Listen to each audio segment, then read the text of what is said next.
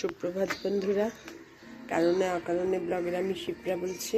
আমার বাড়ির দুজন নতুন অতিথিকে দেখো। কালকে গাছের দোকানে গেছিলাম, তোমাদের আর শেয়ার করতে ভুলে গেছি। আমার যা হয় ভুলে যাই। এই দুটো গাছ, একটা হচ্ছে কাঁচা লঙ্কা গাছ দেখো, আর একটা হচ্ছে লেবু গাছ। ওর কাছে এইভাবেই ছিল, সেই টব শুদ্ধই নিয়ে এসছে। আর এটা অবশ্য নতুন টবে দিয়েছে। আমার যে গাছওয়ালা সে কিছুতেই প্লাস্টিকের টব দিতে চাইলো না, বললো মাটির টবই ভালো, মাটিই খাঁটি। কি বলবো বলো। আর এইসব গাছ আমি এখন সবই নিচে রাখছি। এই আমার নিচের ছোট্ট বাগান তোমাদের দেখাচ্ছি। কালকে এসে সব গাছগুলো একটু খুঁড়িয়ে টুড়িয়েও দিয়ে গেছে, দেখে আমার খুব আনন্দ। এই সব সংসার নিয়ে আমি খুব ভালো আছি। এবার গাছগুলোতে সব জল দেবো, প্লেন জলই দেবো। কালকে সব খুঁড়িয়ে টুড়িয়ে দিয়ে গেছে তো, আজকে জল দেবো, দিয়ে তারপরে দিন শুরু করব। বাবানের এখন স্কুল শেষের দিকে প্রায়। বাবানকে এই তুলে দিয়ে আসলাম, এসে পরের কাজ শুরু করলাম। জল দেবো এবার গাছগুলোতে। আর টগর ফুল গাছটা আমি তো ভেবেছি মরেই গেল। আমার এত মন খারাপ লাগছে, জল বেশি দিয়ে দিয়ে বোধহয় মরেই। বললো না, এই গাছ এখনো হবে। ও আবার আমি একটা টগর ফুল গাছও কিনেছিলাম, ও সেটা ফেরত নিয়ে গেছে, বললো এটাই হবে। আবার সব রিপোর্টিং করে আবার সব ঠিকঠাক করে মাটি করে সব করে দিয়ে গেছে। আজকে আর কোনো গাছে ফুল নেই, বললো হবে, একবার যখন হয়েছে এবার আস্তে আস্তে হওয়া আরম্ভ করবে, বললো তো তাই। জানি না কি হবে। জবা ফুল গাছে একটা ফুল দিয়েছে, আমার এটাই আনন্দ। এবার জানি না কবে কি হবে আবার। ঠিক আছে, দেখতে থাকো তোমরা। ফ্রিজ খুলেই এত বড় বেগুনটা দেখে না মনে পড়ে গেল যে আজকে চিলি বেগুন করব। চিলি বেগুন করা শুরু করেছি। কিভাবে কি করছি তোমাদের দেখাচ্ছি। চিলি বেগুন করার জন্য আগে বেগুনগুলো আমি ছোট ছোট করে, এত বড় একটা বেগুন দেখেই ভাবলাম একটা বেগুন দিয়েই করি, করার জন্য ছোট ছোট করে কেটে নিয়েছি। এবার এই বেগুনের মধ্যে দিয়ে দেব নুন, আগে একটু মেখে রাখতে হবে। দিয়ে দেব হলুদ, নুন হলুদ দিয়ে বেগুনটা যেরকম মাখি ভাজার আগে সেরকম। আর দিয়ে দেব 1 চামচ কর্নফ্লাওয়ার, দিয়ে ভালো করে কোটিং করে মেখে কিছুক্ষণ রেখে দেবো, 5-10 মিনিট। তারপরে তোমাদের দেখাচ্ছি। চিলি বেগুন করার জন্য এই দেখো বেগুনগুলো এরকম ছোট ছোট করে কর্নফ্লাওয়ার, নুন আর হলুদ দিয়ে একটু মাখিয়ে রেখেছি। কোনো জল না, শুকনো ড্রাই মাখিয়ে রেখেছি। এবার তেলের মধ্যে ওগুলো একটু ভাজবো। সব বেগুনগুলো তেলের মধ্যে দিয়ে এবার ভালো করে ভেজে নেব। যে বেগুন ভাজা করে ওরকম একদম ভালো করে ভেজে নেব। কোনো ঢাকাঢাকি না, এমনি ভাজা।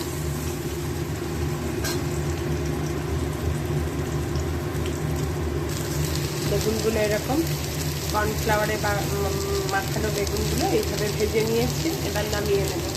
আর এর জন্য মশলা বানিয়েছি হচ্ছে কুচো কুচো করে পেঁয়াজ, কুচো কুচো করে রসুন, আর 1-2 কাঁচা লঙ্কা কুচো কুচো করে।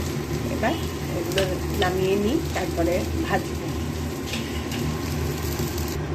বেগুন ভাজার পর সব নামিয়ে নিয়েছি, সব তেলও টেনে নিয়েছে বেগুন। এবার অল্প একটু তেল দিয়ে পেঁয়াজ, রসুন আর কাঁচা লঙ্কাটা ভালো করে লাল লাল করে ভেজে নেব।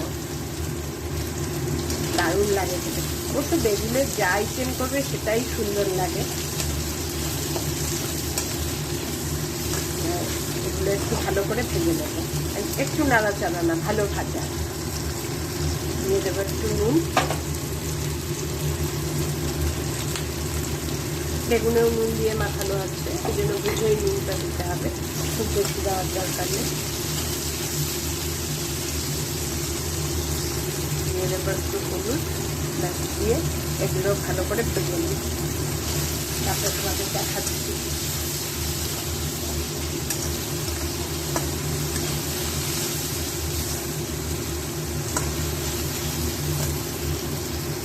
পেঁয়াজ, রসুন আর কাঁচা লঙ্কাটা এরকমভাবে পুরো লাল লাল করে ভেজে নেব। হয়ে গেছে ভাজা। এবার দিয়ে দেব এর মধ্যে একটু টমেটোর সস।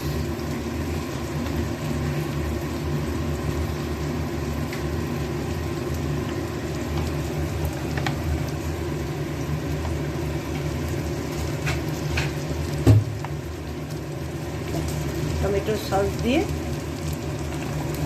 এবার একটু নাড়িয়ে চাড়িয়ে বেগুনগুলো দিয়ে ঢেকে রেখে দেবো। মাখা মাখা হবে, কারণ কি বলো তো, বেগুনের থেকে পেঁয়াজের থেকে যে জলটা ছাড়বে সেটাতেই যা হবে। এবার একটু নাড়িয়ে চাড়িয়ে নিই, পুরোটার মধ্যে মিশিয়ে নিই সসটা। এবার ভাজা বেগুনগুলো এর মধ্যে দিয়ে দেবো। দারুণ হয় খেতে, দারুণ। ভাজা বেগুনগুলো দিয়ে দেবো, দিয়ে এবার নাড়িয়ে চাড়িয়ে একটু ঢেকে কিছুক্ষণ রেখে দেবো। হয়ে গেল আমার দিয়ে দেবো। কিছুই ঝামেলা না, কিন্তু খেতে এত টেস্টি হয় যে ভাত রুটি সব কিছু দিয়ে তুমি খেতে পারবে। সসটা দেওয়ার পর নাড়িয়ে চাড়িয়ে গ্যাসটা সিম করে রেখেছি। এবার ঢেকে 1-2 মিনিট পরে গ্যাস অফ করে দেবো। কমপ্লিট। করতে আমার ঠিক 10 মিনিট লেগেছে। আর যেহেতু কর্নফ্লাওয়ার মাখানো, এর জন্য বেগুনগুলো পুরো আলাদা আলাদাই থাকবে, পুরো ঘ্যাট হয়ে যাবে না। নাহলে তো বেগুন ঘ্যাট হয়ে যায়, ঘ্যাট হয়ে যাবে না। কর্নফ্লাওয়ারটা ড্রাই কর্নফ্লাওয়ার মাখিয়ে নিতে হবে। কেমন লাগলো জানিও, তোমাদের যেটুকু জানি টুকটুক করে সব জানিয়ে যাব। টাটা।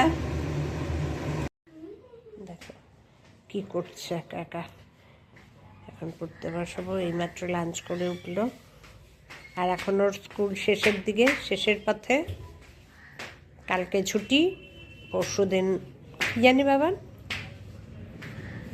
পরশুদিন কি তুমি বলো? Class party. সেদিন স্কুল ড্রেস পরে যাবে না, ক্যাজুয়াল পরে যাবে। খুব আনন্দ। চলো চলো।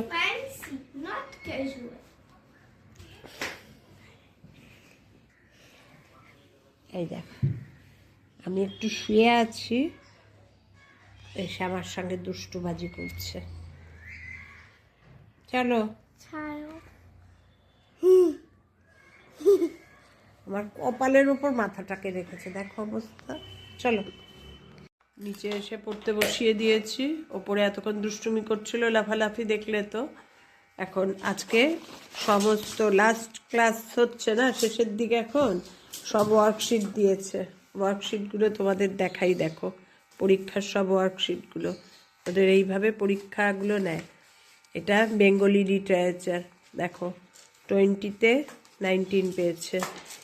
মাইনর ভুলগুলো করে জানো, যে মানে তোমার দেখলে মন খারাপ লাগবে। মাইনর ভুলগুলো করে।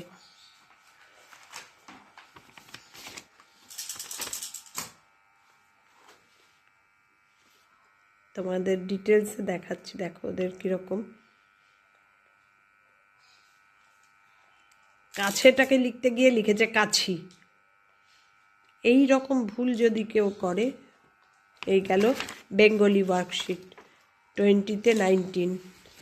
এটা হচ্ছে ইংলিশ লিটারেচার, এটা তো 18.5 মানে 19ই ধরো। এটাতেও পেয়েছে। এখানেও ফালতু ভুল, যে ভুলটা মানে তোমার শেখানোর কিছু নেই, যে ভুলটা শেখানোর কিছু নেই। কোশ্চেনে কতদিন বলেছি, কোশ্চেন যা থাকবে আনসার ঠিক সেই ইয়েতেই হবে, সিকোয়েন্সেই হবে। ওয়ার হ্যাড লিখেছে সেখানে ও ইজ লিখে এসছে, ওয়াজ লিখে দিয়েছে, দিয়ে হাফ কেটে নিয়েছে। এই কথাগুলো যদি না খেয়াল করে, করতে করতে এতদিন ধরে করতে করতে, এই হচ্ছে ইংলিশ লিটারেচার। আজকে সব কপি দিয়ে দিয়েছে। এটা জিকে,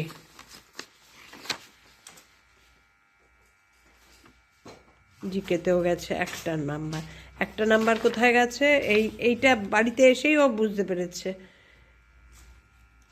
এই জায়গাটা বাড়িতেও ওকে অনেকবার বুঝিয়েছি, মানে এই কথাটা বলে ও কী হবে, ও ততবারই ও বলছে গল্ফ।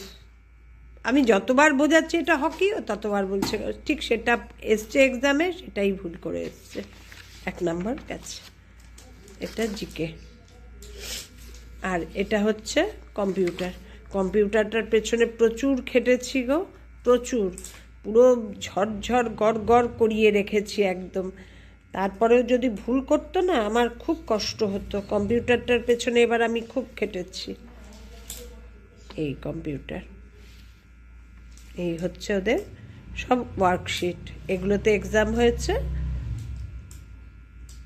ওদের, খুব সুন্দর। এই নোটিশ দিয়ে দিয়েছে, এক সপ্তাহ আগেই নোটিশ দিয়ে দিয়েছে। নোটিশ দিয়েছে লাস্ট মানে ক্লাস পার্টি হবে 19শে ফেব্রুয়ারি, তারপর থেকে ছুটি পড়ে যাবে, তারপরে 12ই মার্চ রেজাল্ট আউট হবে, তারপরে আবার নিউ সেশন স্টার্ট হবে 8 এপ্রিল, সব বলে দিয়েছে। ওদের এরকমই বলে দেয়, যার জন্য আমার 2 মেয়েকে যখন পড়াতাম আমরা এই সময় লং ট্যুর করতাম একটা, এই পরীক্ষার পর। আর ডিসেম্বর মাসে যেহেতু 10 দিনের ছুটি থাকতো, তখন একটা ছোটোখাটো এই পুরী, গোপালপুর, এরকম বছরে 2টো করে। 2 মেয়ে যতক্ষণ একসঙ্গে স্কুলে পড়েছে, তারপরে যখন একজন স্কুল একজন কলেজ, সব উল্টোপাল্টা হয়ে গেছে তারপর। ঠিক আছে, তোমাদের দেখিয়ে দিলাম বাবানের সমস্ত ওয়ার্কশিটগুলো। এবার রেজাল্ট ক্লাস 4 হবে।